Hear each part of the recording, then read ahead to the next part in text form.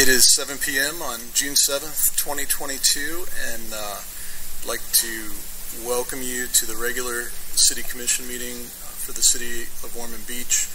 I hope you felt welcomed when you came in tonight by our Public Works Director, Sean Finley, and also our Human Resource Manager, Samantha Potts, who served as our greeters tonight. Actually, I think Kevin Gray might have filled in for Sean because we were running late in a heavily Public Works dominated workshop that Sean was in on, but together as a team they got it done. So I want to introduce the folks who are sitting up in front of you tonight. To my right, your left, we have Taylor Lockhart, who's our recording secretary, our city clerk, Susan Dotteris, Commissioner from Zone 1, Dwight Selby. Good evening, everyone. Our Commissioner from Zone 2, Troy Kent. Hi, everybody. And to my left, your right, our Deputy Mayor and Zone 3 Commissioner, Susan Persis. Good evening, everyone. Our Zone 4 Commissioner, Rob Littleton. Hi. Our City Manager, Joyce Shanahan. Assistant City Manager, Claire Whitley. City Attorney, Randy Hayes. And way to my left and way to your right is Police Chief Jesse Godfrey and our Fire Chief David King. I should say interim, but I like to just consider you as our Fire Chief. You're the man right now. And Dave, we're happy you're here. Yep. At this time, if you would, please silence your cell phones, put them on mute, any electronic devices, and we'll ask you to rise for the invocation given by Pastor Jason Holt from Tomoka Christian Church. That'll be followed by the Pledge of Allegiance. Let's pray. Father God, we just first just say thank you for the gift of life and the gift of today. We are so blessed, Father, to call this country our home, this state, and much less Ormond Beach, Florida. God, we just thank you so much for the men and women that you've appointed here and their wisdom and their leadership as it's made Ormond Beach what it is today. And so, God, we just invite you into this place with a spirit of peace and grace, that, God, ultimately you know what's best for us, you know what's best for this city, and we just pray for that. Father, we thank you so much for your goodness and your grace. In Jesus' name, amen. Amen. I pledge Allegiance to the flag of the United States of America and to the republic for which it stands, one nation, under God, indivisible, with liberty and justice for all.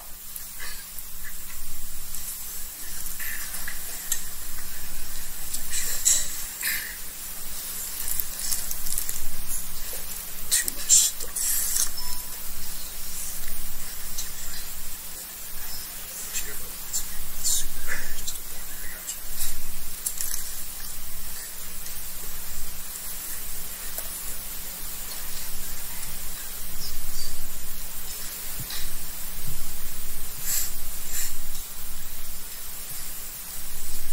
At this time, if we could ask Annabella Caney Oliveri and her family to come up. Whoever you want to bring up. This is your special night.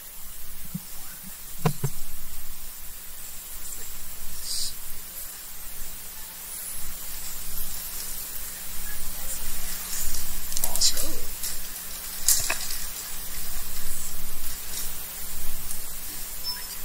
Thank you.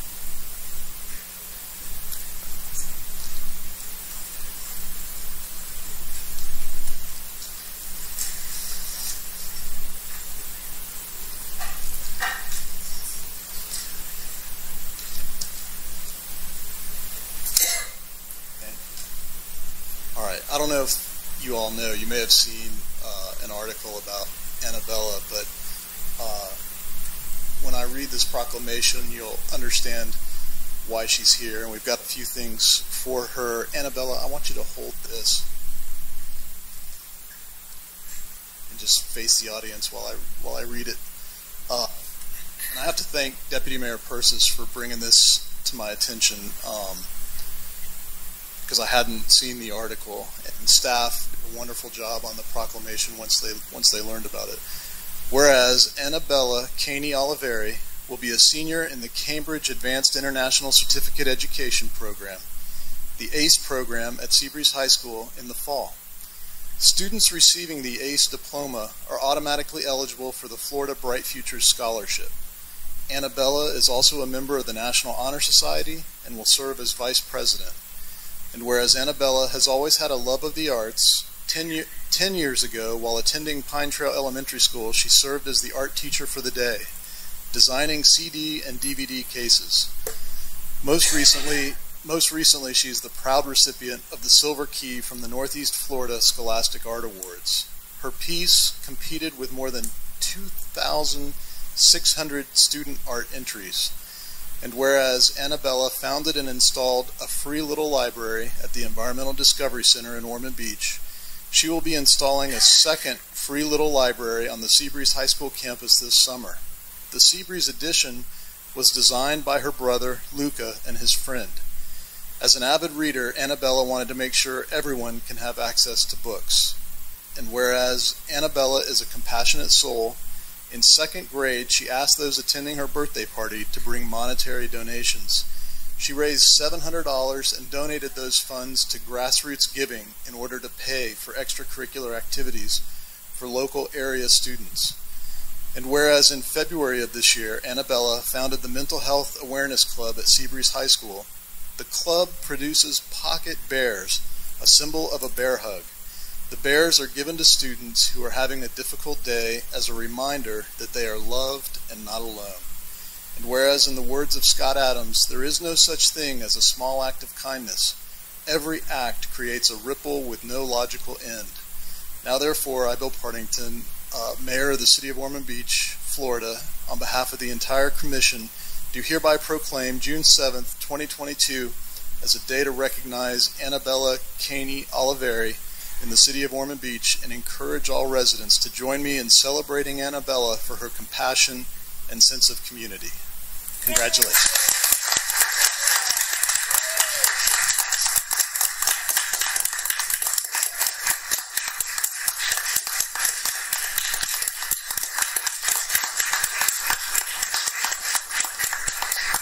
Good stuff. Let's do a picture with the commission if you guys will squeeze in. Annabella, right next to me. Slow. I know it is.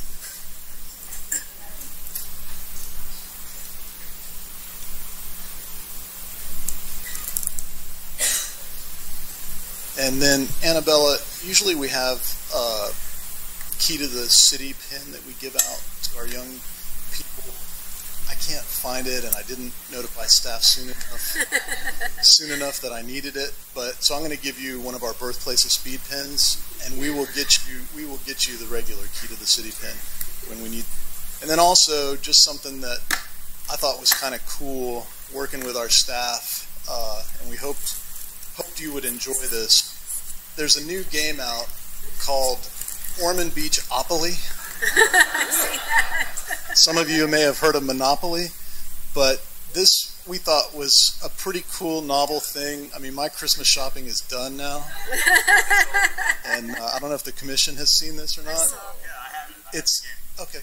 It's updated. It's got David Plaza, Casson Park, and so, you know, as just a gift to you, since you're such a special person, we wanted to give that to you as well. If you're welcome.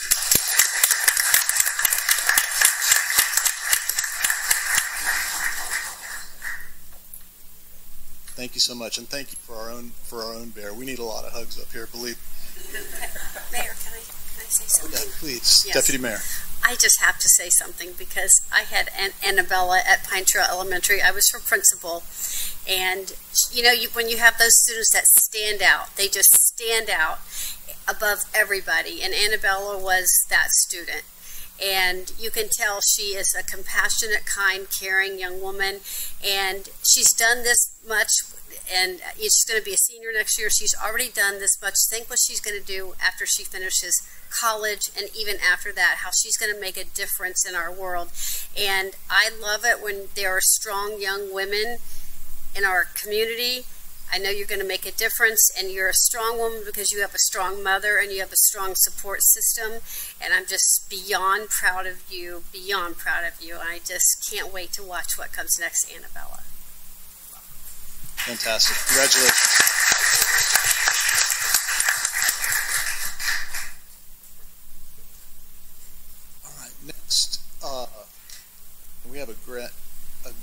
night of presentations tonight.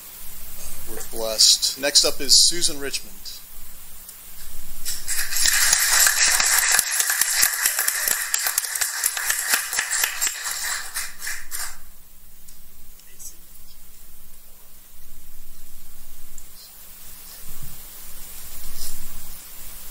Same routine. I'm going to have you hold that and face the audience while I read the proclamation. Whereas Susan Richmond has been a resident of Ormond Beach since the 1980s, her publicity work on race car teams drew her to Ormond Beach from Manhattan. And whereas Susan is from Painted Post, New York, and is a graduate of Cornell University with a degree in business administration, her professional background includes more than 30 years in nonprofit management with agencies including the American Cancer Society, American Lung Association, and Children's Advocacy Center, which pioneered the concept of a single-location treatment facility for abused children in the state of Florida. And whereas Susan is a recipient of the city's 2020 Award for Citizen Engagement, also known as the ACE Award, which is presented at the State of the City each year. The award is presented to citizens who have made notable contributions to the city, and whereas Susan has served as the director of the Ormond Memorial Art Museum and Gardens since 2008. During her tenure, the museum has expanded its tuition-based art education program while continuing events such as Dogapalooza and annual Veterans Day tribute. She worked to provide free outreach programs to veterans, people in medical situations, and local at-risk children. The museum now provides over 2,000 hours of free outreach annually. And whereas the completion of the museum's renovation and expansion project in January of 2022 is a crown jewel accomplishment that Susan should be forever proud. The project was 5 years in the making. There's a lot of parts.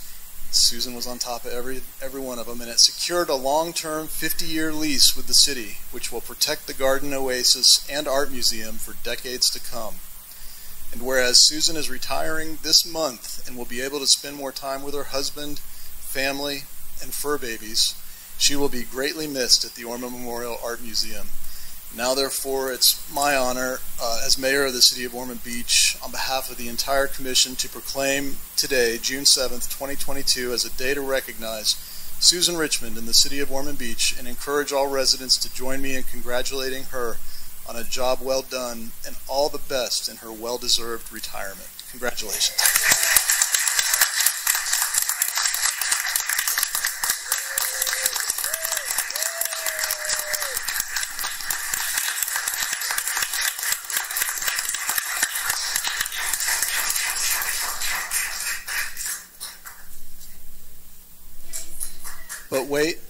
But wait, there's more. For Susan, she has done an amazing job and has always been a great conduit between the city and the Art Museum.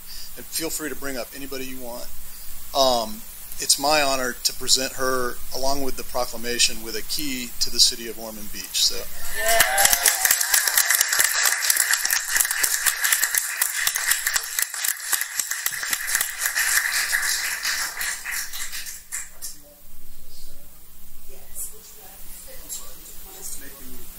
Sure, we can move down here. Yeah. That's fine.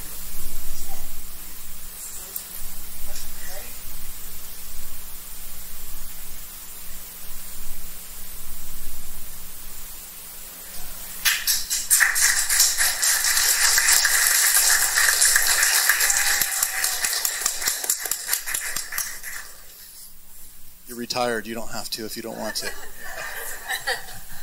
I just want to say I'm so proud of our town, and I see so many faces here of so many people that I've had the pleasure to work with in the audience, on the dais, and I'm just so proud to be a part of this town, and this is a big honor to me. I happen to have an empty space for my keychain now, so thank you very much.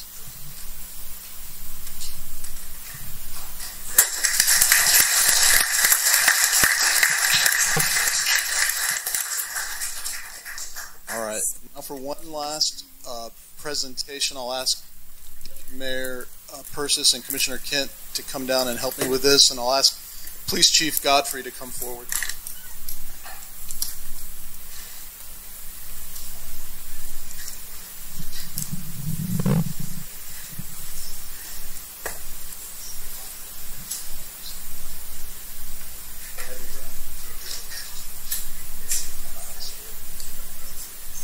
All right, this presentation is to a gentleman who the commission holds in high esteem. He just participated, I guess you would say, in the law enforcement memorial ride, and you guys rode, was it Richmond, Virginia?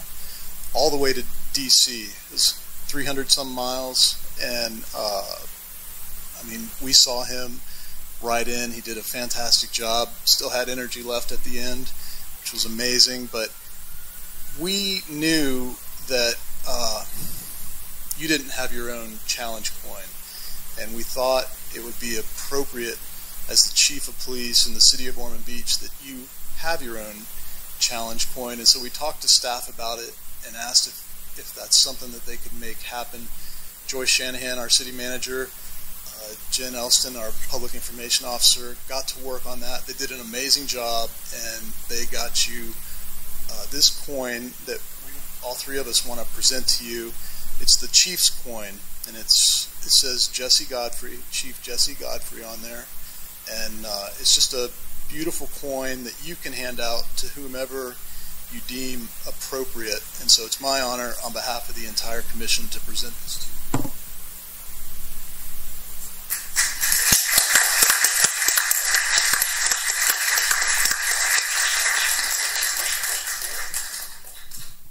Thank you so much. Just to clarify, it wasn't a motorcycle ride, it was a bicycle ride. No, you didn't. You did not, but I just wanted to clarify because a lot of people go, what's the big deal? It wasn't about me, it was about honoring and remembering the fallen officers, so I take pride in that, and I'm just blessed to be able to do it, and I'm going to try to do it as many years as I can in a row. I would ask that, Commissioner, could you get me 3 coins out of that bag, please?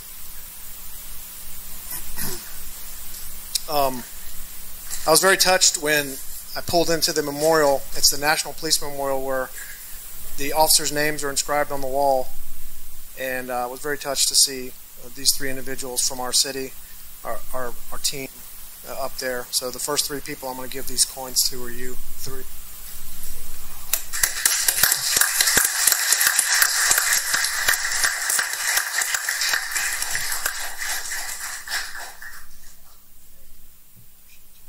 Appreciate you. Thank you so much, everybody. Commissioner Kent wanted to say a couple words, and then Deputy. Sure, and I'll just tell you, it was my first time in the Capitol for that specific reason. And, you know, I woke up a little early that morning, not sure, you know, where exactly I was going, so I was getting my bearings straight. And I walked down to the National Police Officers Memorial. And I've been to the Vietnam Veterans Memorial. Powerful, moving. And I got there about 3 or 4 hours before over 1,000 police officers were going to ride in on this police unity tour. And there was this amazing memorial with the names of every police officer in our country that has fallen while working, you know, in service. And it was moving. It was powerful. It felt honorable to be there and welcome our chief riding in. And I will say, you know, they come in groups, they come in waves, and Chief Jesse Godfrey led his group when he came in. And then we went and found the name of Robert Grimm, who was an Ormond Beach police officer, and I went to school with his daughter Tiffany, and we got on the ground and stenciled his name, 2 of them, one for mom and one for daughter, because it's a reminder that these men and women go to work every day, and they're here to protect us, and they're not guaranteed to come home to their families. And I was very proud to be there that day and to spend some time with you, Chief, and the other local elected officials that were with me. We had a nice visit. And I love that Chief, that you do that. And there were a couple officers on the ride that passed. I mean, they were there riding their bicycles, and there was a heart attack, you know, and it was horrible. And I think it was the group before you, Chief. They came in, and one of the bicycle riders was pushing along a riderless bike with his jersey draped over it, and it was just it was moving. So, Chief, I just am going to tell you here what I told you to your face in the Capitol, and that is super proud of you, and thanks for what you do.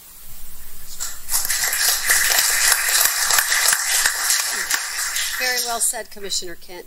I just want to also add that I was honored to be there. I have always, since a little child, looked up to police officers and firemen. I just thought they were just the most important people in our communities, and that hasn't changed. I still feel that way. You all keep us safe every single day, and to attend this event in DC was one of the most meaningful things I've ever done in my life. I'll never forget it, and it makes me feel just lucky to be standing here in front of each and every one of you, because for people like Chief Godfrey and the man standing back there and our fire chief, we all wouldn't be here. They look out for us every single day, and I'm so proud that the city of Ormond Beach provides them. We are working hard to provide them with everything they need to do their job properly. But it was a fabulous event. Like I said, I will never forget it. I will never forget seeing posters of these policemen, children holding mementos of their fallen loved one. It's extremely moving, and we all just need to appreciate our law enforcement that we have here in Ormond Beach. And Chief, I'm very proud of you. I've known you a long time. He used to come by Pine Trail when I was the principal, and that's how I got to know Chief Godfrey at first. And but you're doing a fabulous job as the Chief of Police of Ormond Beach, Florida, and we are all so proud of you, and we value you sincerely. Well said. Thank you. These are for you. I hope you ate your Wheaties this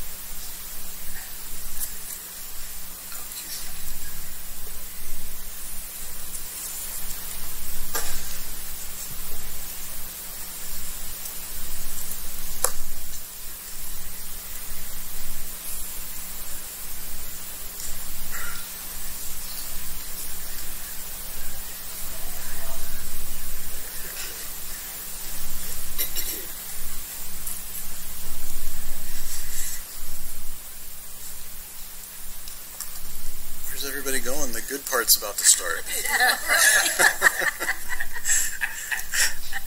All right. Audience remarks. At this time, we will hear from those of you who have signed a card to speak about any item which is not on the printed agenda for this meeting. And I've got just a few cards, maybe 5. And we'll start with Irene Todora.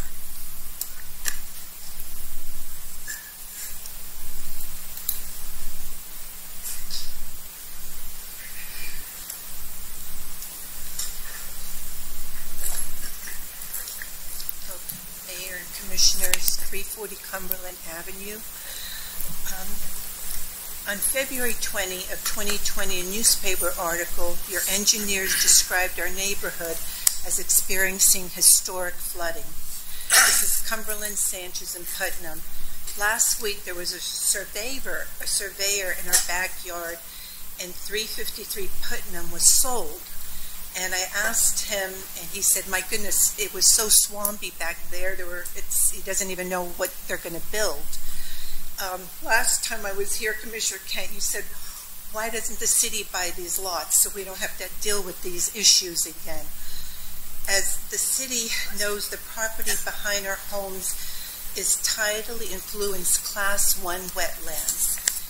And previous development altered these wetland areas, and stormwater now backs up into our properties and floods us even after a moderate rain. February of 2020, we were told the city was putting together a stormwater master plan to include our neighborhood. City engineers said it was the most critical document to help plan our projects. The city was able to obtain, it was close to 12 million FEMA grants. So the city hired Mark Eller, geonestic environmental engineer, to put together a plan. We attended workshops, we showed many pictures. Mr. Allard, along with our engineers, walked the neighborhood, and we showed them. We've had 5 homes with 4 feet of standing water in them, and that's going to happen again. So we're very worried about what's going to be built at this place. We have fish in our backyards. We did get a copy of their recommendations, this engineering company, and it sounded great. And I know the city got close to $12 million. For us, it would be the cost $1.4 million to do things in our neighborhood. I haven't seen anything done. I don't know what's been done. On page 15, I have copies of this for you because I don't want, think it's out of my head. On page 59, this geonestics, they also said that if these things don't happen, that they recommend that we, as owners, grade raise our own properties. We met with city engineers. We were told, no, we are not allowed to do this. This was just 2 years ago, again, a year ago. So it's like we're always told, no, we can't do anything. We can't let our neighborhood take on 1 extra drop of water right now. And we need our canal functioning as a canal again.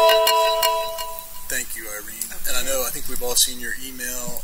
If you want to give us the copies. I wrote that so quick. It was such a mess. I'm so sorry about that. If you'll see Taylor and hand her those, she'll make sure we each get them. These here. That'd be perfect. Oh, Yep. that'd be great. Thank you. Steve, is Steve is it Berdeguez? Berdeguez. Thank you.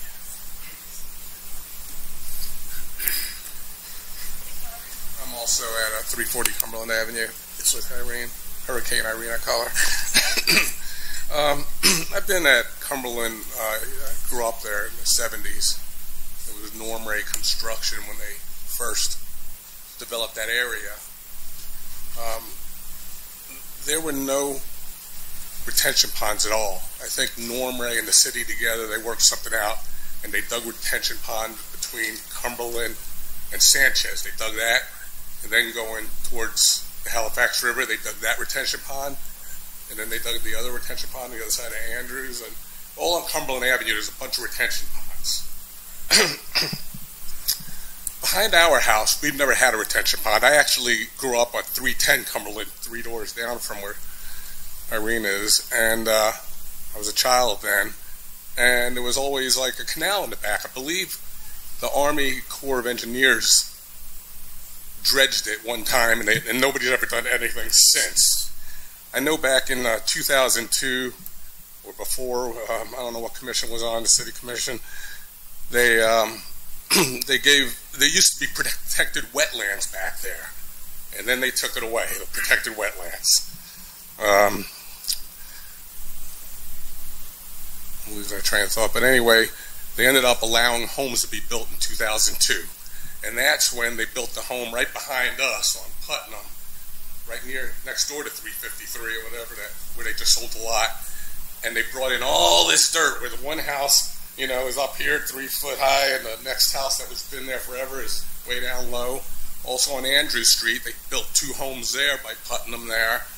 We just don't want that again. and that's what I'm asking about the 353. I know they built a stilt home there. The stilt guy, he moved in there. Now he's got his house for sale because he's been flooded. Putnam is worse than Cumberland, actually. But we, I have a picture here of our house.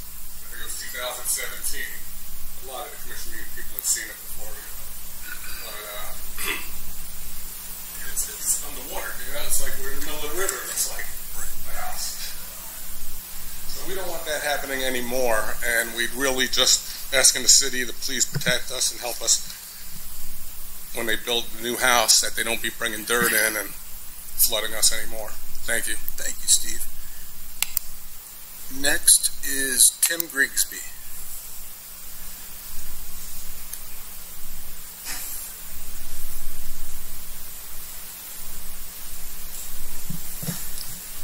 Hello, my name is Tim Grigsby. I'm a resident of Ormond Beach. I apologize. Good deal. So I live at 1206 Old Brook Drive in Ormond Beach. Full disclosure, I'm a candidate for Ormond Beach City Commission Zone 1. First, I want to thank the Commission for allowing me to come before and speak tonight. The subject I wish to speak about is not on the agenda tonight, but it is on the Planning Board agenda this Thursday, which I will not be able to attend.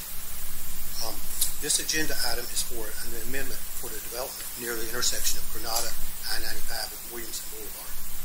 Regal multifamily planned business development. This is a request from Southwest I-95 LLC, formerly known as 215 Williamson Investors, for a planned business development amendments to allow the demolition of existing movie theater building and construction of 312 multifamily units on 12 acres at 215 Williamson Boulevard.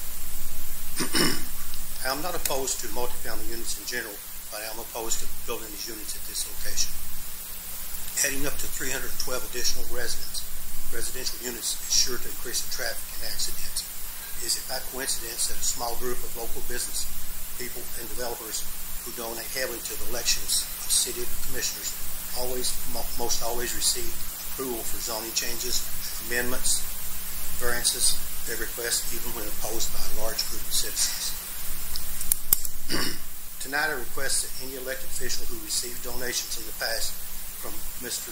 Mahala, Mr. Mitchenberger, or Mr. Jones and a group of LLCs recuse himself from voting on developments that these donors are involved with. Thank you for your time and have a good evening. Thank you. And next is Connie Colby.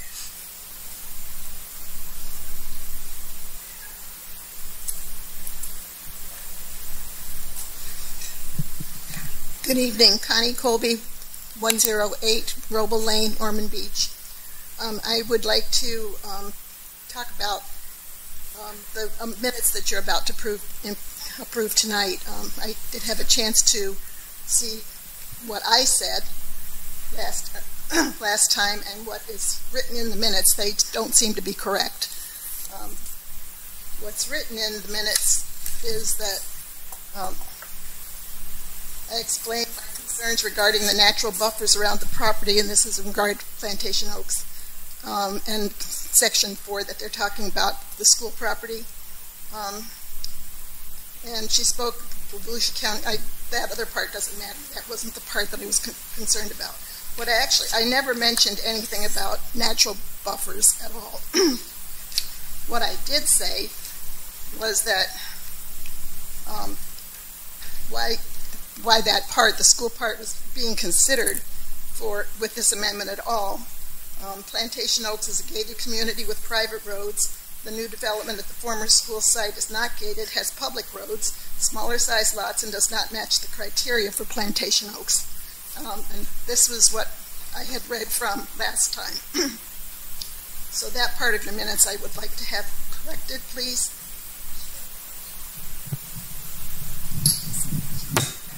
Thank you. The other part, I'm not sure where this is supposed to go. This is about the minutes of the Aviation Advisory Board meeting, and I know they come to you, I assume, for keeping up with what's going on with that particular board. I attended the last two meetings of that. The first one that I'm talking about, though, is from January the 10th, and those minutes weren't available until this past meeting, which was May 23rd, I believe. And in that report, I was not the only one who was not happy with what was written. The minutes are very skeletal, like the 2 sentences for anything that was talked about. In my case, I talked about my opinion regarding the runway extension, and I suggested it be taken to the voters. However, most of what I talked about at that particular meeting was regarding the fact that the airport was not self-sustaining, how much money they had taken from the general fund, and how much they had not paid back. None of that is in any of this, and several of the other people have the same concerns. Thank you. Thank you. And last but not least is Bill Denny.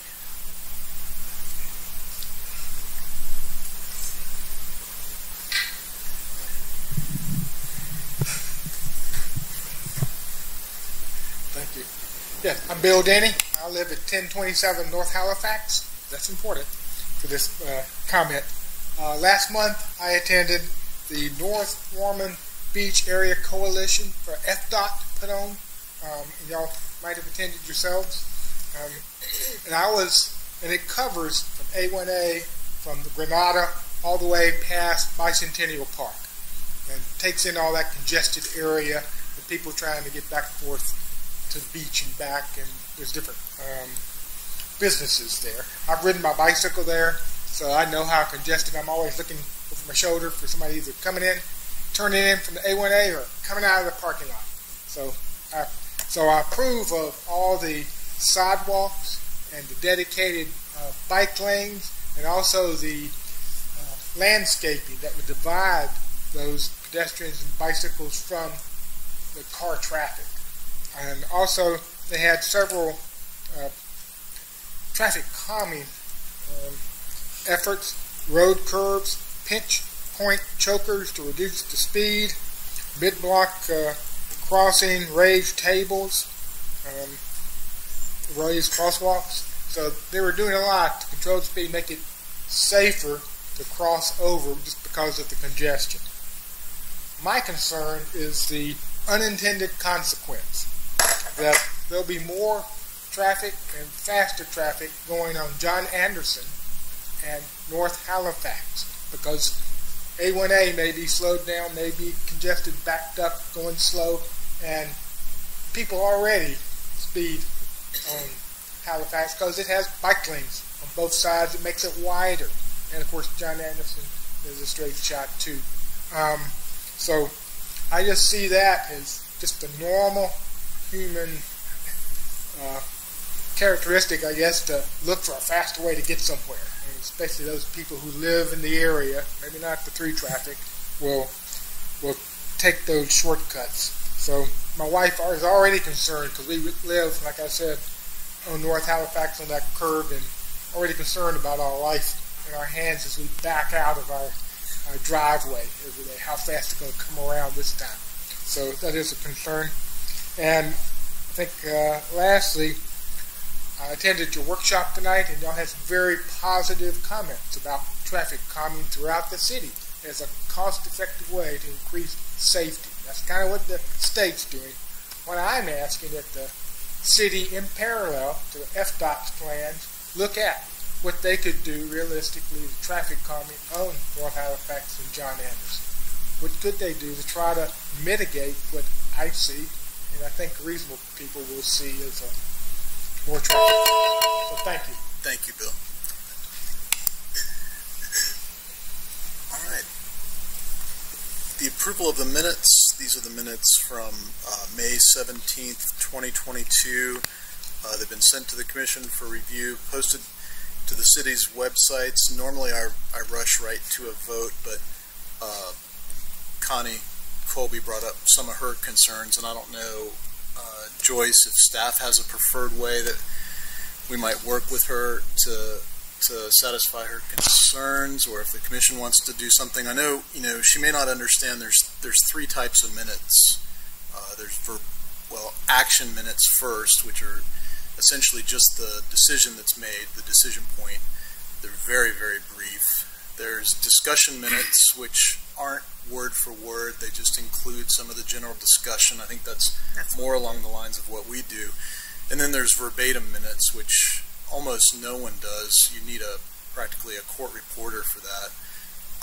My thought on the minutes is that I always believe, there's a rule in the law called the best evidence rule. The best evidence of what happened at that meeting is the recording, and so that, to me, is always the best minutes. But as far as what's approved as the official minutes, we use, I believe, the discussion format. So I don't know if you heard anything in there that you could address as far as Ms. Colby's concerns. You're exactly correct, Mayor. We do not do verbatim minutes. We do a general discussion, high-level minutes, and the clerk can correct me if I'm wrong, but the official recording is what is the actual verbatim transcript of the meeting. We will be happy to go back and listen to those minutes, and if we have left anything out, we can go back and address that.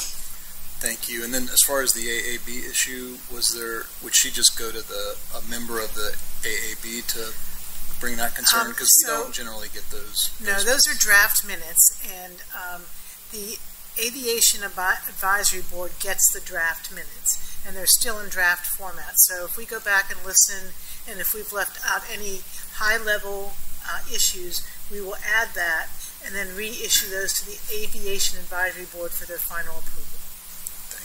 Randy, did you want to add anything? Yes, sir. I just wanted to add that the comments on audience remarks this evening will help add some clarification to the discussion type minutes presented this evening. So the combination of the two may help alleviate that concern. So. Perfect. All right, Commission. It's up to you at this point. Thank you, Randy. I'll move the minutes as presented. I'm not saying. I'll second. Moved and seconded. Any discussion? I just want to sort of discuss, because if we approve it now, then staff really doesn't have to go back and fix it. But Ms. Colby was one of maybe the 6 people that read the minutes in the whole city.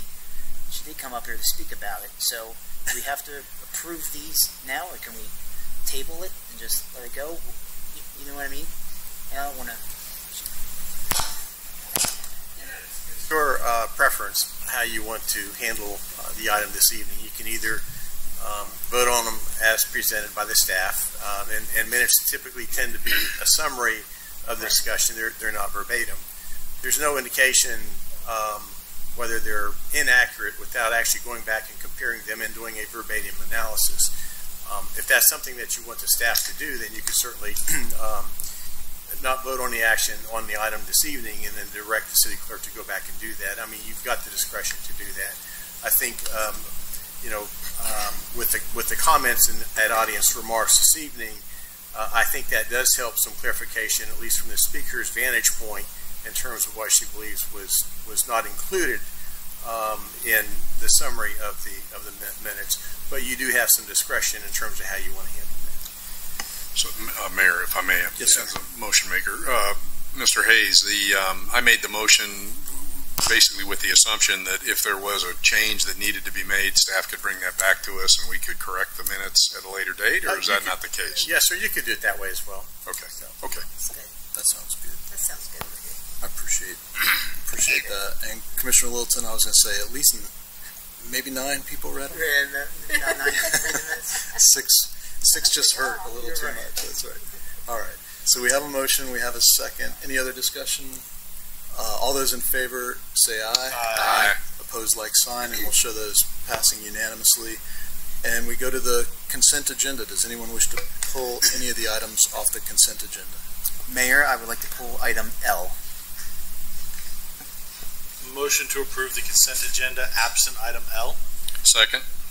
Moved and seconded. Please call the vote. Commissioner Selby? Yes. Commissioner Kent? Yes. Commissioner Persis? Yes. Commissioner Littleton? Yes. Mayor Partington? Yes. And we go to comments on the consent agenda. At this time is the appropriate time for any commissioner who wishes to comment on the consent agenda. Oh, I'm sorry. I'm just blazing right along. We do have to do 7L. Please read 7L by title only. Disposition item titled Granada Boulevard Streetscape Sidewalk Banding Repair Project. And thank you, Commissioner Selby, for keeping me straight. Is there a motion and a second on 7L for discussion? I move for approval. Second. Moved and seconded. And who, I forget, Commissioner Littleton. Yes. This one. So when we had the split vote a few months ago, I did not want this to go out to bid, and I'm not causing a big hubbub about it now, but I wanted this vote to reflect that I did not approve of that, so I'm going to be voting against this tonight. Very well. Thank you for making that clarification. Any other discussion? Please call the vote on 7L. Commissioner Kent. Yes. Commissioner Persis. Yes. Commissioner Littleton. No. Commissioner Selby. Yes. Mayor Partington. Yes. And now would be the appropriate time if anyone wants to comment on any of the consent agenda items. Mayor, I would. Commissioner Selby. A couple of items. Item B is the CO2 meter qualified target industry business grant. This is a $3 million capital investment with about 19 or 20 employees, as I recall, and they will potentially qualify. It's a performance grant for up to $84,000. And I just wanted to comment that our economic development department reaching out, keeping a company like this in the area with that kind of capital investment is pretty significant. Also on item C, mutual aid agreement with the Sheriff's Office on the drug task force. We've been doing this for several years, and we're continuing to do it, and I just think that's great that we do that we work with the Sheriff on drug enforcement. And then item H is the Cdbg Funding, and $149,000 they've recommended, and we just approved for sidewalk improvements on North Ridgewood. And my first reaction was, wow, that's a lot of money, for those sidewalks. But then when you read the detail on it, and when I thought about the fact that the sidewalks are ancient, and they're in really bad condition, and they're narrow, and a lot of people might not realize it, but Ormond Elementary is the only elementary school in all of Volusia County that is not served by buses. So every kid that goes to that school lives within walking distance. They either ride their bikes or they walk. There are actually very few parents that drive their kids to that school. So using these funds for that purpose, I think, is a really good thing to do. Plus, there's $22,500 for Hope Place, and I'm happy that that's in there also. And then the final comment is on item K, which is the renewal of the Yellowstone landscaping grounds maintenance contract. We spend $1.7 million a year maintaining the landscaping throughout this city. It's a lot of money, but I think it's money very well spent because I'm proud of our city. I'm proud of our medians. I'm proud of our parks. I'm proud of all of our public places. Quarterly we replace all the flowers, at all these main intersections and main buildings, and it's not cheap. But I think it looks great, and I think it's part of the quality of life for the city of Ormond Beach. Thank you. Great comments. Thank you, Commissioner Selby. Deputy Mayor Persis. I just want to thank the Commission for approving my travel on these 2 trips, and I promise I will represent the city of Ormond Beach well. Fantastic. Commissioner Littleton. Before he leaves, Mr. Pringle is here, and he's head of the, what board are you head of? I forget. Which one? Which one is? Pick a couple. Yes, he's on a couple of them, and they deal with the community development block grants a lot and come up with this list. So, if he could be recognized in some way, I would. Absolutely. Josh Pringle, I consider you our local representative to the CO2 company, even though they are a local company. But because you're so involved with the city, I think, as Commissioner Selby pointed out, it's a fantastic thing that we are keeping you here, providing the opportunity for jobs. Please tell Travis Linender, the CEO, are you here? Fantastic. Travis, please stand up as well. And you and Josh and everybody. Thank you all so much.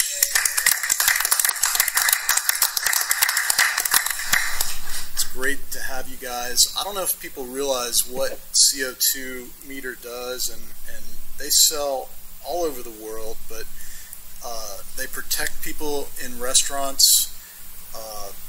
Also, they're used in breweries and wineries, used in agricultural applications, scientific and medical, indoor air quality, safety, and fire suppression. They provide a critical tool for businesses and homeowners, honestly, to make sure that their customers and families are all kept safe, because CO2 can be a real problem.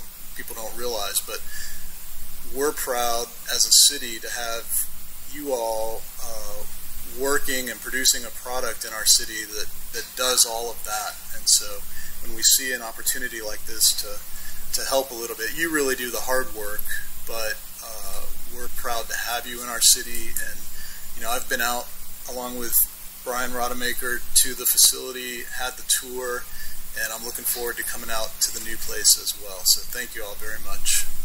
Appreciate you. Let's see, Commissioner Littleton, anyone else?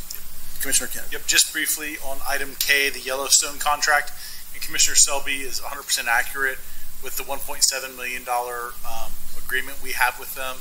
I agree. They do a great job. We have a good relationship.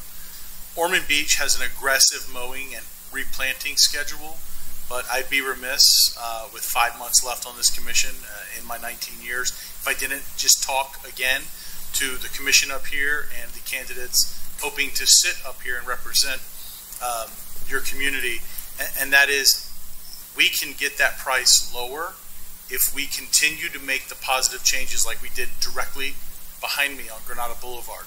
When those medians were put in, we made sure that we put plants that were drought tolerant, bug resistant. They used a smaller amount of water. As we head out west in Ormond, we have grass, St. Augustine, and that stuff needs a lot of water. It needs a lot of fertilizer, and it runs off into the road. It ends up in our rivers, and it ends up in the ocean. And grass is a great thing to have to sit down with your family and loved ones and share a picnic, or to throw a frisbee, or throw a baseball. It's not appropriate in the middle of a roadway. So I would just ask those that are vying for this position, and those that will stay up here, to consider changing that grass out little by little to something like what's behind me, or even a great ground cover, Asiatic jasmine or perennial peanut, and we'll be able to whittle that $1.7 million contract down because there's less maintenance. It's not mowed. And we have an aggressive mowing schedule, and I would say there's not another community anywhere around us that looks as good as Ormond Beach does. And you're right, Commissioner, it's money well spent. But we can whittle it down. Thank you. Thank you, Commissioner. Anyone else? Very well. If not, we will move to public hearings and start with 8A. I'll open up the public hearings and ask our clerk to read ordinance number 2022-15 by title only. Ordinance number 2022-15, an ordinance amending Article 2, District Regulations of Chapter 2, District and General Regulations of the Land Development Code by amending Section 2-09, REA, Rural Estate Agricultural Zoning District, Section 2-10, RR, Rural Residential Zoning District, Section 2-12, R-1, Residential Estate Zoning District, Section 2-13, R-2, Single Family Low Density Zoning District, Section 2-19, R-6, Multifamily Medium High Density Zoning District, and Section 2-4-40, Exceptions and Supplemental Standards to amend front yard and water body setbacks, repealing all inconsistent ordinances or parts thereof, providing for severability, and setting forth an effective date. This is the second reading of ordinance number 2022-15, read by title only. Thank you. And I do have one card on this one. It is Joseph Valerio.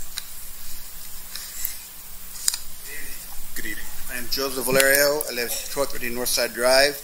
I took this opportunity on this particular resolution is to urge you to consider going back to the ordinances of code before the St. John River Management Code. By doing that, I think that would help us in better controlling what's going on in overdevelopment in our city. So I just thought this would be a good opportunity to bring that. And maybe the idea, like you earlier, I want to talk about the green space, the parks you talked about before. You could apply that into some of these developments. So that's what I want to do. Thanks. Thank you. All right. I just need a motion and a second. Move approval of ordinance number 2022-15. Second. Moved and seconded. Any further discussion? Please call the vote. Commissioner Persis. Yes. Commissioner Littleton. Yes. Commissioner Selby. Yes. Commissioner Kent. Yes. Mayor Partington. Yes. And 8B. Ordinance number 2022-16, an ordinance authorizing the execution and issuance of a first amended development order for a planned residential development known as Plantation Oaks, authorizing an amendment to 1. Allow additional residential units in Phase 1, 3, and 4 of the PRD to total 163 residential units. 2. Lift the age restriction and prohibit manufactured homes in Phase 3 of the PRD. 3. Allow public streets in Phase 4 of the PRD. And 4. Remove approximately 33.10 acres of land purchased by Volusia County from the PRD, said property being generally located along the east side of Interstate 95, south of the Halifax Plantation subdivision, west of Old Dixie Highway, and north of U.S. Highway 1, and setting forth an effective date.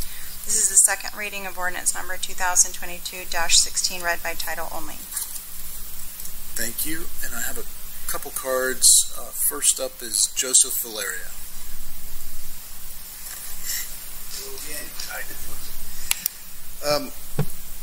If I was in the position, I would vote no to increase the density of housing for what you already had.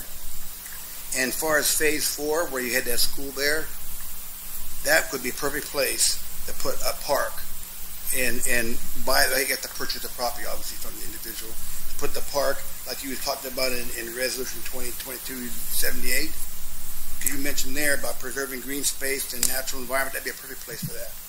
So I would bet in the future, the way housing has been growing around here, we may need to put a school there after all. So that's what I would do if I was in my position up there. I would not approve this as is. Thank you. Thank you. Okay, you ready for a motion? Or we have Let's see. I have a card from Parker Mitchenberg. Did you need? Okay, I think we're ready. Move approval. Second. Moved and seconded. Any further discussion? Please call the vote. Commissioner Littleton. Yes. Commissioner Selby. Yes. Commissioner Kent. Yes. Commissioner Persis. No. Mayor Partington. Yes. And we will close the public hearings and move to 9A. Ordinance number 2022-17, an ordinance approving the first plat for the Tiger Oaks Phase 1A subdivision, a planned residential development, establishing conditions and expiration date of approval and setting forth an effective date. This is the first reading of ordinance number 2022-17, read by title only. Thank you. And I'll ask our planning director, Stephen Spraker, to give us some background on this item. Good evening, Stephen Spraker, Planning Director. This is a request for a final plat of 121 units. This subdivision is within the Plantation Oaks development. The Commission, when they gave the Plantation Oaks zoning originally, incorporated the Volusia County development orders. And in June of last year, there was a preliminary plat that was done that allowed the construction. SPRC issued a development order, and the applicant is before you tonight to do the final plat, which has been reviewed by the city surveyor, the city attorney's office, and the site plan review. Any questions for Stephen? Stephen, this was approved by the county, right? And then we took it in. Correct. So right? we yes. Thank you. And the only card I have is from the applicant. Anybody have any questions of the applicant? All right. Move approval. Second the motion. Moved and seconded. Any further discussion? Please call the vote. Commissioner Selby. Yes. Commissioner Kent. Yes. Commissioner Persis. Yes. Commissioner Littleton. Yes. Mayor Partington. Yes. And 10A is the Florida League of Cities voting delegate. We'll start with City Manager Shanahan.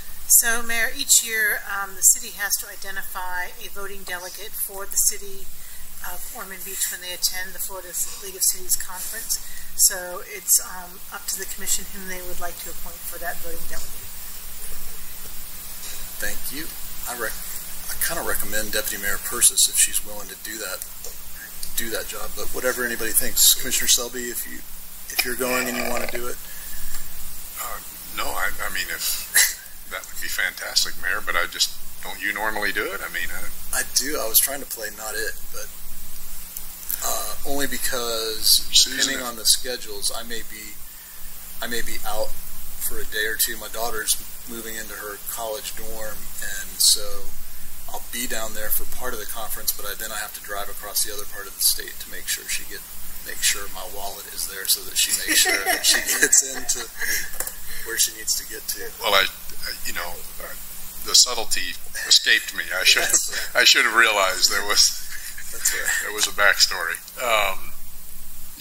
I will second your suggestion of Vice Mayor Persis. Thank you. Thank you very much. Do you need a vote on that, Joyce, or that's as long as there's consensus? Make it official. Aye. It's not required by the paperwork, but you can do it by consensus as well, so it'll be the same effect. Perfect. I think consensus is good. And now we are at reports, suggestions, and requests, and we go back to our City Manager, Joyce Shanahan. Okay, good evening. I have a couple of items for you tonight. First of which, you have your next meeting is July 19th. There's a recess between tonight and July 19th, which gives staff time to prepare the operating budget, so we're grateful for that.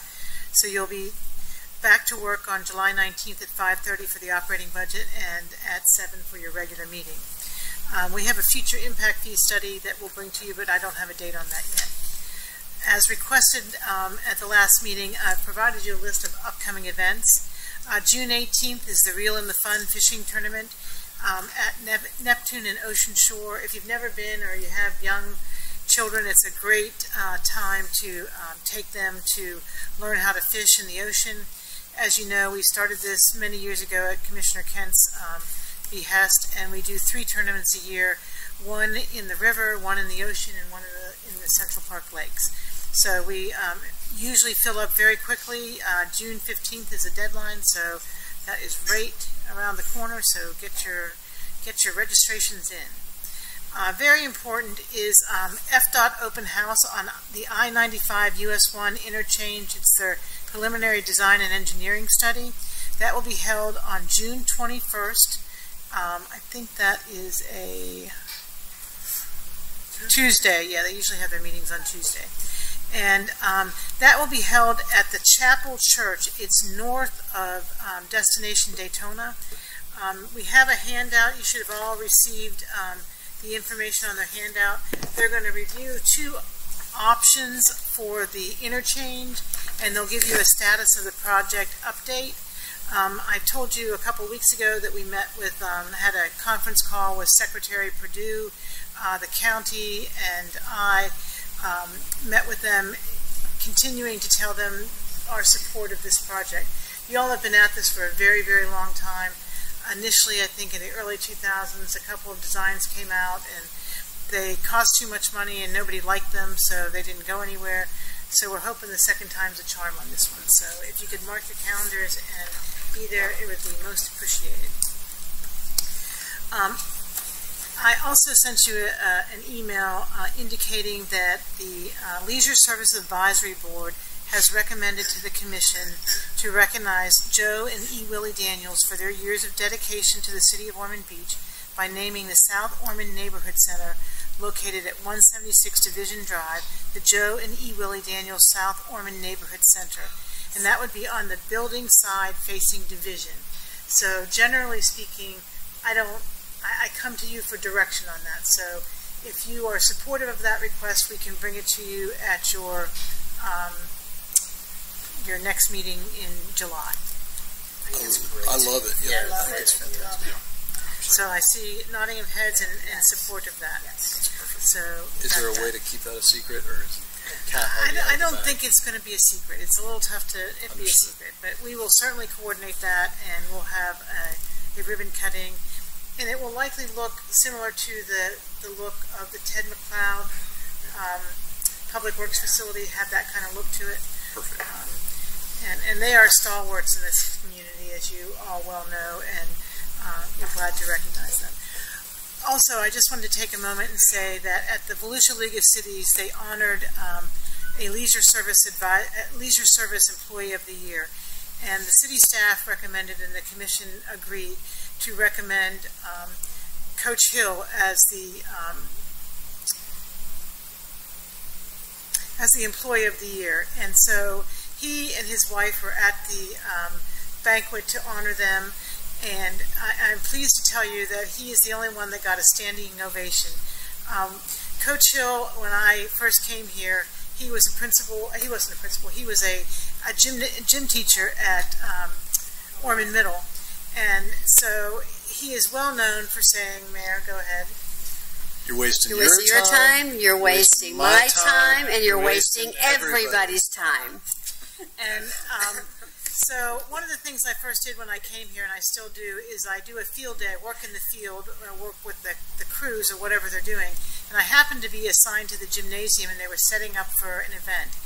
And this 70-something-year-old man is slinging tables around, putting up chairs like nobody's business. And he said, "Okay, city manager, you shouldn't be standing around. You need to help me here." So it was wonderful that they recognized him for his extraordinary efforts, not only for what he did at Ormond Middle, but for what he does in this community, for what he does for young people in this community. And I was honored to be there, and I appreciate the commission allowing me to attend that. But I just don't ever want us to forget what great people we have in our community, and the commission is so good at recognizing people for what they do. Lastly, I wanted to chat about, as you know, we had two projects that we received funding from the state. One was for the water reclamation facility, or sewer treatment plant. And so this particular, it's UV, or ultraviolet light disinfection. This light is installed, and the water passes under these lights, which helps provide reliable disinfection of waste and greatly reducing the amount of chemicals to be used. It's an expensive process. We got a $1.5 million grant. We don't quite know how we'll get those grant dollars. That hasn't been firmed up from the state, but this is really extraordinary for us, and it's about the highest level of treatment that you can achieve for wastewater. So we think that's great for our community. Secondarily, we also received a legislative funding for $500,000 for three streets located within the city of Ormond Beach: Magnolia, Oak, and Bonita. The interesting thing that these streets have in common is they're very adjacent to the city's current lift station, 5M. If you go up, up is to me north, but it's really not. Up is west. If you go up Granada and you see that new little walking path that we put in, right past there is a pump station which takes the sewer from those surrounding areas and sends it to the treatment plant. So what makes this so great is that these houses are directly related to that pumping station, so you don't have to build a pumping station to handle this waste, which reduces the cost tremendously. And with this grant, we'll further reduce the cost. We don't yet quite have a plan for this. We have an idea of a plan, but we'll be bringing that back to the commission. Again, we were so fortunate to receive those grants by the governor, and certainly Representative Tom Leek carried the ball on this one and brought us to the finish line. We've tried a number of years on both of these projects to get some funding, and we were successful, and we're grateful for his leadership. And I'm available to answer any questions if you have anything for me tonight. Any questions for Joyce? If not, we will say thank you for that report, Joyce, and go to Assistant City Manager Claire Whitley. Or we see you at our next meeting, which is not until July 19th. Hopefully we will see you all at the Independence Day celebration. That was just posted on our social media by our PIO, so hopefully excitement will start to build, and you have details about that event on the sheet in front of you. But it is on the 4th of July. Fireworks start at 9, so excited to see you then. Thank you. Good night. Fantastic. Yep, thank you. And City Attorney Randy Hayes. Nothing this evening. Thank you. Thank you, Randy. And tonight we start with Commissioner Littleton. Okay. Thank you, Mayor. I first want to congratulate staff for a capital improvement project workshop that was outstanding. You guys do top-notch work, and it's reflected in public with the transparency and the numbers used, legitimate numbers. And again, it's one of the great things that through Joyce's leadership, she's been able to instill in Ormond Beach over her tenure, and good job. The Memorial Day Remembrance, I know everyone's going to probably talk about this. Just everyone who was involved, outstanding. We've gotten letters to the editor commending the city and all those involved in putting it together. It was fabulous, and remembering those who have lost their lives in service of their country, it's about the highest thing you can do as living people. And we did an excellent job, and all those involved should very much be proud of themselves. And then yesterday's police award ceremony, I can't tell you how proud I am of the officers of Ormond Beach every day. I mean, not everything makes the papers, not every story will get an award, but every day we're doing something heroic, and your officers, especially yesterday, that were recognized, deserve as much credit as they get. And I'll say that I'm tongue twisted right now, but I'm just proud of the department very much so. And with that, I'll say good night. Perfect. Yep. Thank you, Commissioner Littleton. Commissioner Selby. Thank you, Mayor. At the Volusia League of Cities dinner, another Ormond Beach person was recognized, and that's Nancy Lohman as the Citizen of the Year. And that's a pretty special award for a pretty special lady. I'm sure everybody here knows all the things that the Lohman, Nancy and her husband have done for our area. Second, I can't attend I'll be out of town, the I-95 US 1 interchange listening session, but I sure encourage everybody who can attend to do it, because if you look at one of those designs, what do they call it? The diverging diamonds. You got to look at it. And but anyway, I think if people go crazy over roundabouts, they need to take a look at what a diverging diamond does to you. Okay, but the point I wanted to make about this, and Joyce, if you get the opportunity, if you could just pass this along, I-95 southbound at the what is now the combined exit for 92 and I-4, in my opinion, the design of it is dangerous. That's brand new. There is not enough exit space. It's too short. Which one? When you're southbound on 95 to get off at either 92 or I-4. Absolutely. Okay. It is. Absolutely. It allows 2 lanes to exit, but there is no dedicated lane for exiting. So what frequently happens is the car in the vehicle in the right-hand most lane stay straight. They stay on 95. So the cars here in the middle lane are trying to get off, and there's not enough room to do it. I even mentioned this to Miriam Giabi. I don't think she had anything to do with the design, but I just want to make sure that we don't end up with any exit ramps that don't have sufficient, that they're not sufficiently long where people can really get off and get out of the way. If they're going to exit, to fully get off the road. And it's complicated down there, it's made additionally complicated because it's people going to 2 different roads, going to 92, which has a lot of traffic, and also going to I-4. Is that exit? Oh yeah, you got to go. I've had to do that. I know you had to go to Port Orange. I know. Yeah, I know.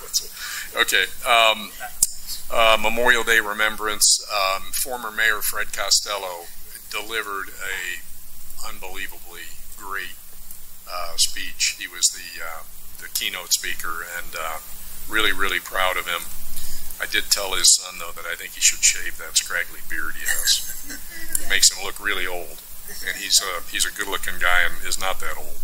And the police award ceremony last night, that's an annual celebration the police department does, and they honor their own people, both officers as well as civilians that work in the police department.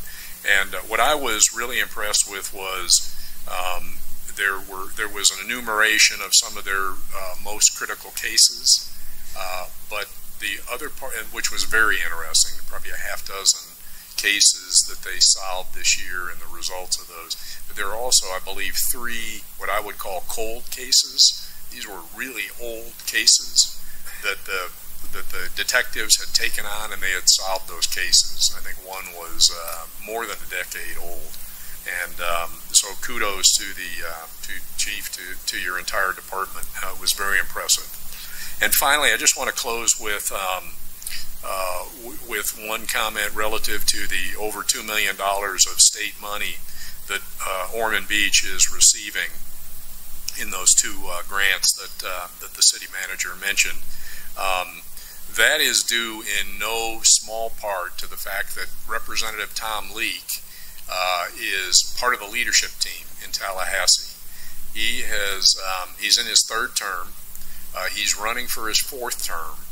He is best friends with Paul Renner, the representative from Flagler County and north of us. And Paul will be Speaker of the House. That was actually determined several years ago. That's a whole other story on how that works. And there are, I believe he told me, 9 or 10 people in leadership in the House. There's 120 state representatives statewide. 10 of them really run the show. Tom will most likely be chairman of appropriations next year. That means, if he gets reelected, that means he'll be running the budget for the entire state. And folks, I think that is a really, really key position for somebody who lives here in Ormond Beach, who was born and raised in Ormond Beach. And I'm looking forward to having him right there, and also having Paul Renner from basically Palm Coast, immediately north of us, as Speaker of the House. I think it bodes very well for the next couple of years for the things that we can look forward to. And with that, I'll say goodnight. Thank you, Commissioner. And Commissioner Kent. Thank you. Yeah, I have a couple items tonight, and the first one is the Memorial Day ceremony that we had. Absolutely spectacular. I have had phone calls, emails, and I had someone show up for coffee with Commissioner Kent yesterday, and they were raving about our ceremony that we had. I mean, they went on and on about it. Fred Costello knocked it out of the park. Those of you that don't know, Fred performed the marriage ceremony for my wife and I have to totally disagree with you, Commissioner Selby. I pulled him aside and said, that beard is money. It looks great on you. You should wear that thing. Like, it's thinning. It just looks great. And he loved it. So I love how 2 different guys are telling him 2 different things about it. But I thought it looked great. I did. I thought it looked great. So the Real and the Fun fishing tournament that Ms. Shanahan mentioned, I am so glad that this is still going strong. When I mentioned this 10 plus years ago to the commission, at that time that commission jumped on board, and every current commission has kept it going. Our leisure services does an amazing job. It is June 18th. This one's at the Ocean. June 18th is my 17th wedding anniversary that I mentioned earlier about Fred Costello performing that. But I'm here to tell you, you can catch a sea monster in the ocean. I know it because I've had stuff break my line off, and I'm like looking at my son saying, that could have been a sea monster. I mean, we don't know, because you just don't know. But you get these little kids down there with mom and dad, or grandpa or grandma, and the looks on their faces. And our mayor said something, it was probably about 10 years ago, but I agreed with it then and I agree with it now, and that is, if you're a parent and you're fishing with your kid, we need to lobby Tom Leake right now that you should not have to have, for the adult, a fishing license. If you're doing, remember that idea you had? So that's something I think that when we talk to Representative Lee, individually, if that's something we're passionate about, that we push that, because I don't know of many more wholesome activities to do with the kid that teaches them patience and how to feed themselves, and just a great time than fishing. So I love that we're doing that, and it's happening June 18th. The movie's on the Halifax. I got to tell you, that was another idea that I had and talked to Leisure Services about and our commission about. And on July 1st at 8:30 p.m., Rockefeller Gardens, feature film is School of Rock, and that's a hilarious, great flick, and it's free. Go down there, enjoy it with your family. I want to just talk about two people down to my right, and that's Miss Taylor and Miss Daughtris. You all maybe didn't see it, but there was a little bit of a mad dash scramble because the young lady, Miss Oliveri, the mayor didn't have a pin for her. And I don't know if you realized it, Mayor, but these two separately were like mad dash, like they knew where it was and they were looking for it. And I just wanted to point it out. You're dedicated. You want things to run smoothly. You care. And I noticed it.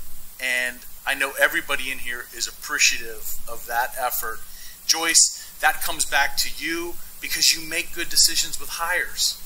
It's just what you do. You make these good decisions with hires, and we end up with Sean Finley. Where is he? Sean, raise your hand for it. Yeah, Sean Finley, who I said at the workshop today. You've heard a couple people talk about our capital improvement program workshop. Sean Finley, I don't know what he's been eating or what he's been drinking or what he's been doing. He's on fire, man. This guy is nailing like everything. He's got an answer for everything. He doesn't give you bad information, and I'm calling you out on it because whatever you're doing, keep doing it. Don't change your regimen, whatever it is. I don't know if it's Cheerios in the morning or whatever it is, but keep doing it. You're doing great. Tom Lee, I'm so glad that Commissioner Selby brought that up. Representative Lee, what a great friend for Ormond Beach. And you're right. Listen, I'm very confident in this election for him. I'm also very confident in his chairman of the appropriations. But he's bringing home some love and bacon for Ormond Beach, and that's important. We've gone a long time without any leadership in Tallahassee, and some people really believe that I'll just use Dwight Selby or Troy Kent. We run for that this year and we get elected, and we're going to be able to go do the same thing. How many people did you say really run the Florida House? 10 people. Those leadership positions, and Tom Leake is in line. It's going to be his last term. So, that's how this works. And I'm appreciative of his efforts, and I'm appreciative of Governor DeSantis for the money that Ormond Beach received. South Ormond Neighborhood Center. So Joe Daniels and L. Billy Daniels, God rest her soul. Joe was an educator in the Volusia County school system, and he's a good man.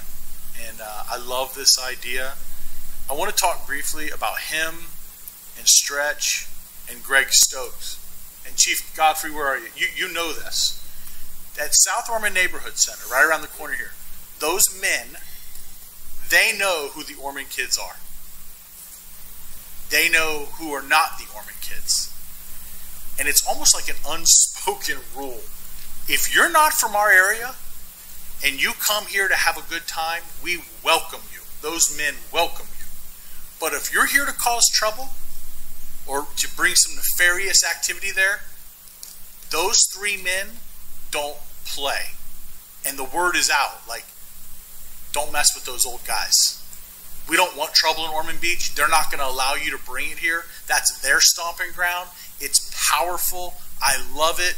They are 3 excellent role models and excellent men who care about our community. And Chief, your leadership, man, you're helping it down there. So I appreciate that. My last one, Coach Hill. I was so saddened that something came up and I could not make that event. But I'm going to give you a couple of quick little stories about Coach Clement Hill. When I went to Ormond, it was Ormond Beach Junior High, 7th, 8th, and 9th. And Coach Hill was my coach. And Coach Hill is really small in stature. And Coach Small that was there was gargantuan. He was a huge guy. So it was funny. You had Coach Small and Coach Hill, and they didn't look like their names. But one day, I was in PE, I was in gym class, and Coach Hill said to me, he's like, Ken, what's wrong with you? And I said, I am starving still, going through a growth spurt. And I was skinny back then, believe it or not. And this guy reached into his cooler and gave me a piece of cold fried chicken. And I said, Coach, I can't eat this. And he said, of course you can. You're hungry. That's the type of heart with Coach Hill.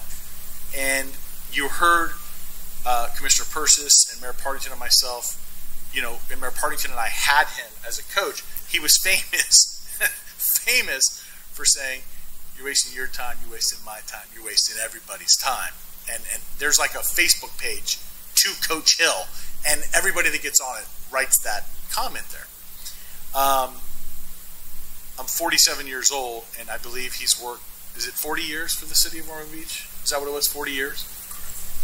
Is it 46? 46 years, thank you. So, since I was one, this guy's been working for the city of Ormond Beach. But you can go to the Ormond Rec, Nova Rec. You can go to Nova Rec, and you can see him there, and he'll check out equipment for you. And the gym at Ormond Beach Middle School is named after him. And I was the assistant principal at Ormond Beach Middle School for about 4 years. And a really cool thing was that my kid, Wyatt Kent, had Coach Hill as a substitute. He substitutes there. It's the only school he'll substitute in, but he goes in and helps out and will substitute when a coach is out. So my kid gets a taste and flavor of what I got as a kid. So I have a picture of the 3 of us, and it's a special thing, and he's a special man, and he's positive, and he has a wholesome message, and he's still getting it done. And I'm so pleased that the city was able to recognize him. And Joyce, I'm so glad to hear that he got a standing ovation. And with that, make sure you are near the river on the 4th of July, because nobody has a better celebration than us. See y'all in a month and a half. Thank you, Commissioner and Deputy Mayor Persis. Good evening, everyone. I was so happy to see that the entire commission was at the Memorial Day Remembrance, and it was a fabulous event. Former Mayor Costello did give us a fabulous message, and it was just a wonderful, wonderful event that the city puts on, and I just thank you all for doing that for our residents and for us every year.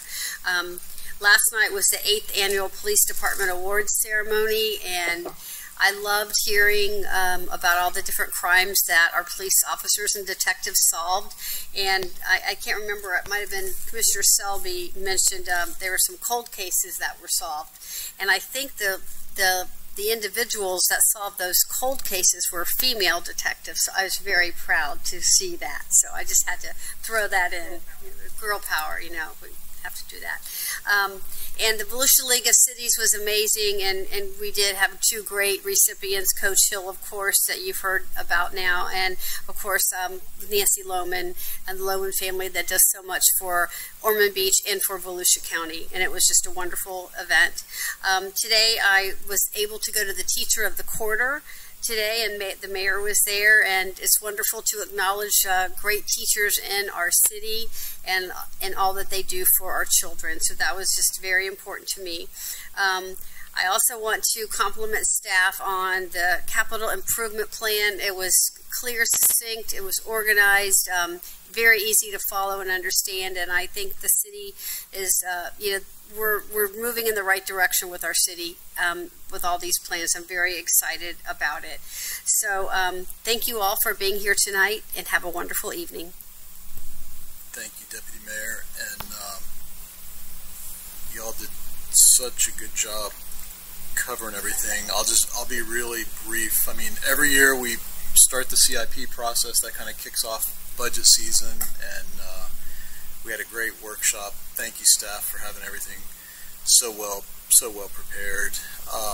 The Memorial Day ceremony, again, that committee that partners with the city to put that on, they did an incredible job. The Daytona Concert Band raises it to another level. All those volunteers who play in that band, they do it because they enjoy it, but it just adds so much to the ceremony. And having former Mayor Fred Costello as the speaker, I thought was incredible. He really knocked it out of the park. The PD Awards were fantastic last night. The men and women who work so hard to keep our city safe received well-deserved recognition for a variety of accomplishments. And I told the chief that I was, just sitting there at the table with everyone, watching what was going on. And I was just so proud of the city. It was such a special event.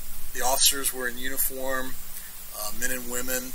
But then the civilian staff was there. Everybody was dressed so nicely, and it's just, I said, I'm so happy that our city does this, and our police department, for the employees, because it's a lot of work, and they put it all on. They did it fantastic.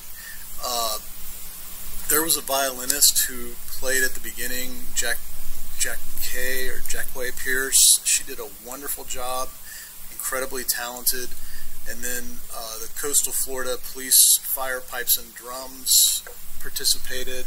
You just get goosebumps when you hear them come in, and those are volunteers as well. And it just elevated the ceremony to a special level. And of course, special thank you to Riverbend Church for hosting that event and providing the food for that event. But it was a great evening, so it was an honor to be there, Chief. Thank you for inviting us and allowing us to be a part of that. The Teacher of the Quarter Luncheon this afternoon, BMW sponsored that, but the Chamber works really hard to honor our local teachers, and they do an incredible job at it. And so I want to thank everyone that is involved in that program. I think the teachers felt appreciated, and I can't remember how many were there, but there were a good probably 20 or 30 teachers there, and principals, as well. And so that was a awesome, positive event. The VLOC Awards, just to see the Lomans get a well-deserved recognition, and then Coach Hill, Commissioner Kent, you covered that beautifully. He means so much to all of us, and he's done so much for our community, and he truly is a special person. It was an honor for me to be able to present that award on behalf of the Volusia League of Cities. I thought the Volusia League of Cities made excellent choices in recommending both of them to receive those awards. And when I gave Coach Hill his award, I think I was halfway through reading kind of the bio and background as part of the presentation. I started to get a little choked up, because he's such an incredible man. But I don't know if anyone who was there noticed, the mayor of Daytona Beach was there, and he jumped up. I think he led the standing ovation. He was so excited for Coach Hill. And what Mayor Henry told me later was that he had grown up a few doors down from Coach Hill. They lived in the same neighborhood, and that for years and years, as long as he can remember, when Coach Hill would mow his grass, he had an elderly neighbor on either side of him, and he would just mow their grass too. For years and years, he would do that for them, not ask for anything in return for it. He just did it because he loves people, and they were his neighbors. So I thought that was incredible. And Mayor Henry was just thrilled to see him get that. Commissioner Kent, I agree with you on the fishing. I think that is so important that maybe that one exception could be made. I did want to say, I think maybe Sean's drinking the 5-hour energy drink or something like that. That's helping out here these last few months. 10 hour.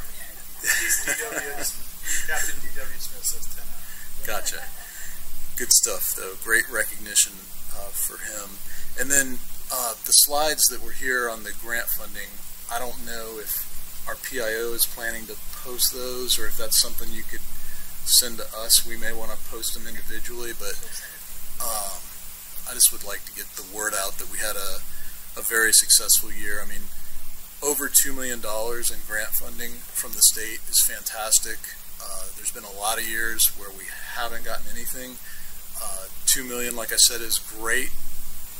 There are other cities who have gotten much, much more than that through the years, but we work hard every year, and like I said, some years we don't get anything. It's nice when we do get a little something, and that's going to advance some projects that are fantastic for the environment, and that's probably the biggest thing that's so wonderful about it. So appreciate the Commission's help on everything with the CIP and all the great coverage of each of these topics that you talked about tonight. And with that, we will be adjourned.